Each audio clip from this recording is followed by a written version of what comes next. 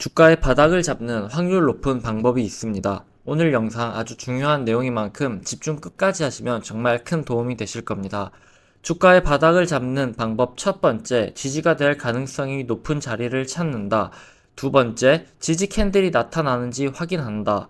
그래서 코스피 차트를 한번 대입해 보겠습니다. 2290부근이 정말 중요한 자리이고 하락 목표치를 채우면서 접점이 많은 의미 있는 자리에서 지지가 나오는지 확인해야 되는 자리였습니다. 그래서 실제 코스피 일봉 차트를 보면 작년 7월에 지지가 나왔고 9월 달에 거기를 갭하락 음봉으로 깼다가 10월에 저항을 받다가 갭으로 돌파하고 그 다음 지지가 나왔죠. 그리고 다시 갭 하락 음봉으로 깼다가 갭으로 돌파하면서 강력한 상승이 나왔던 접점이 엄청나게 많은 자리입니다. 그 접점이 엄청나게 많은 자리인데 올해 9월달 하락하고 반등했다가 또 하락한 만큼 하락이 나오면서 하락 목표치를 채우면서 엄청나게 중요한 접점이 많은 자리에서 만난 거죠.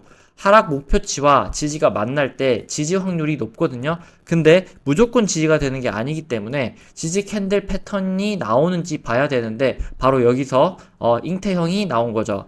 잉태형은 하락이 쭉 나오다가 마지막에 한 번 더 빠졌는데 빠지자마자 바로 회복하는 그런 갭상승 양봉이 나왔을 때 큰 음봉 옆에 작은 음봉이 붙는 거죠.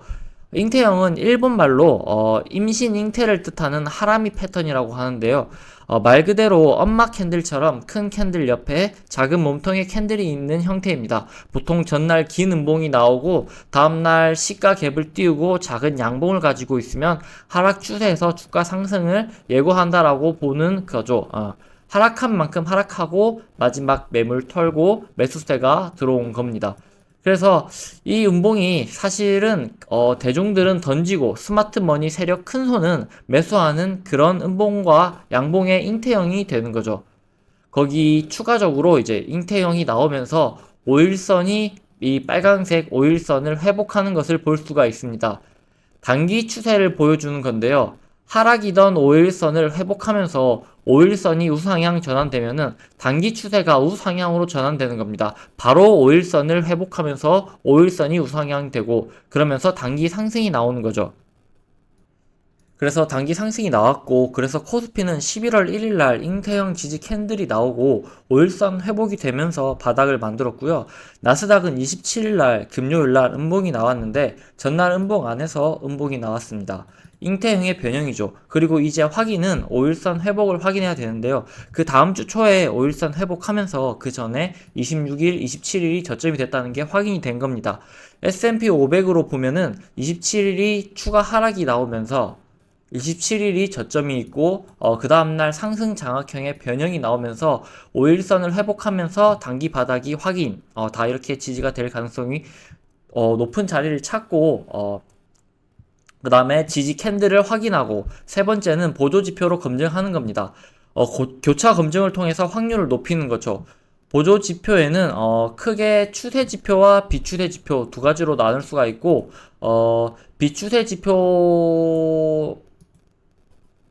지표로 보통 바닥을 확인을 하는데요. 비추세 지표의 대표격으로 스토캐스팅이나 RSI 같은 게 있습니다. 차트에서 RSI를 추가해 보겠습니다.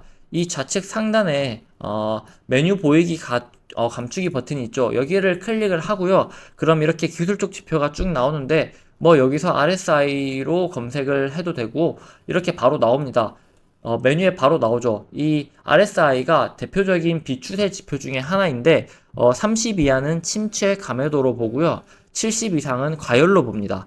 감해수라고 하죠. 보통 주식책이나 많은 뭐 유튜브든 인터넷이든 설명을 보면 감해수는 이제 너무 많이 올라서 매도를 해야 된다. 이렇게 설명이 되어 있고 감에도 침체기가 돼 있으면 많이 빠졌기 때문에 이제 매수를 해야 된다 이런 식으로 돼 있는데 그렇게 단순 적용하면 망합니다. 절대적으로 보조지표는 기본 지표가 우선이 되는 상황에서 보조로만 사용하는 겁니다. 예를 들어서 S&P 500이 7월 달에 하락한 만큼 9월 달에 하락이 나왔고요.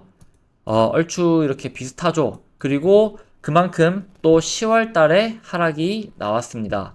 하락의 폭이 거의 비슷한 상태에서 지금 침체로 들어갔을 때 매수하는 게 아니라 원칙은 이제 침체로 갔으니까 이제 많이 빠졌구나.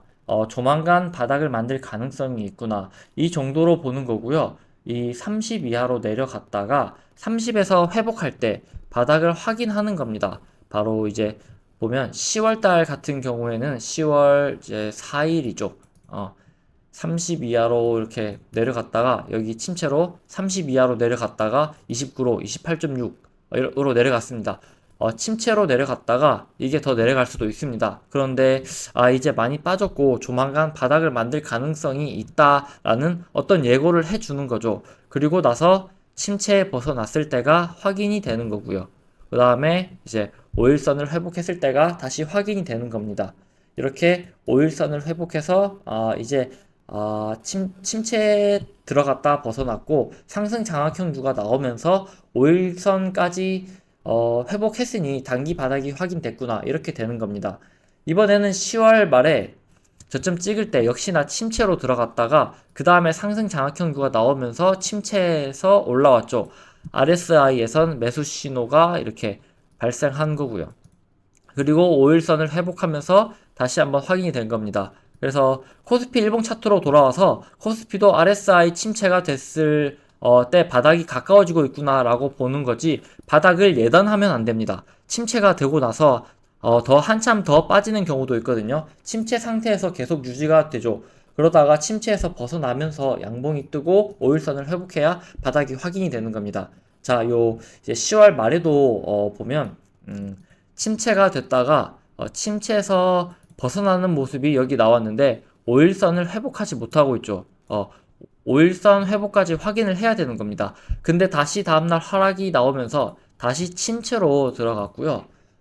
그 다음날 다시 침체에서 올라가면서 30 밑에서 30 위로 올라가면서 잉태형이 나왔고 5일선을 회복하면서 단기 바닥 패턴이 확인이 된 것입니다.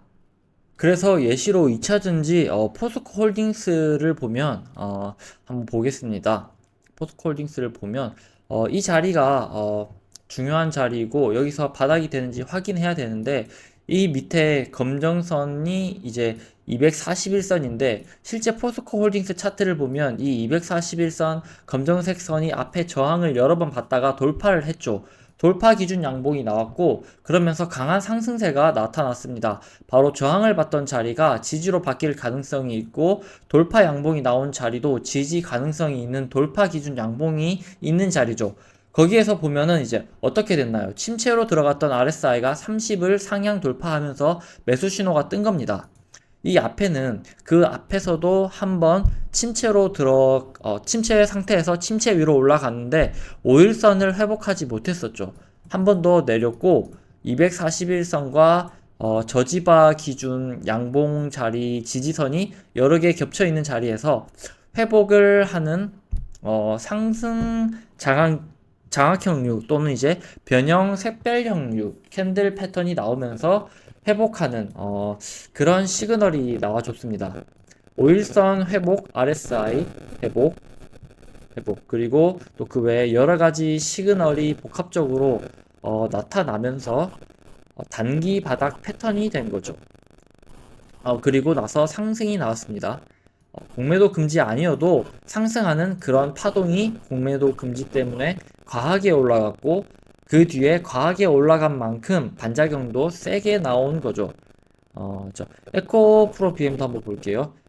에코프로 BM도 보면은 RSI가 침체에 들어갔다가 침체 위로 올라오면서 그러면서 급등이 나오기 시작했죠. 이제 그날 하루에 15% 급등이 나왔고요. 그리고 나서 단기간에 60% 이상 급등이 나왔는데 이 앞에도 침체에서 벗어나는 흐름이 한 번 있었는데 그때는 5일선을 회복을 하지 못했습니다. 5일선이 저항이 돼서 5일이 한 번 더 빠졌고 그 다음 두 번째 회복을 하면서 5일선을 회복하고 단기 급등이 나온 바닥 시그널이 됐습니다. 그래서 요점을 정리하면 이렇습니다. 첫 번째 지지가 될 가능성이 높은 자리를 찾는다. 두 번째 지지 캔들이 나타나는지 확인한다. 세 번째, 보조지표로 교차 검증한다. 그러면 확률을 높일 수가 있습니다. 단, 보조지표는 보조일 뿐 기본지표가 더 중요합니다. 보조지표가 맞을 때가 있고 안 맞을 때가 있는데, 맞을 때 확률을 높이는 방법이 여러 가지가 있는데요. 그것의 첫 번째로는 기본 지표가 밑바탕이 돼야 한다는 거죠. 영상이 도움이 되셨다면 구독, 좋아요, 댓글 한번 부탁드리고요. 끝까지 시청해주신 우리 시청자분들 감사드리고, 앞으로도 좋은 정보로 계속해서 좋은 정보 제공해드리면서 이렇게 찾아뵙도록 하겠습니다. 주식에 미친 두 남자였습니다. 감사합니다.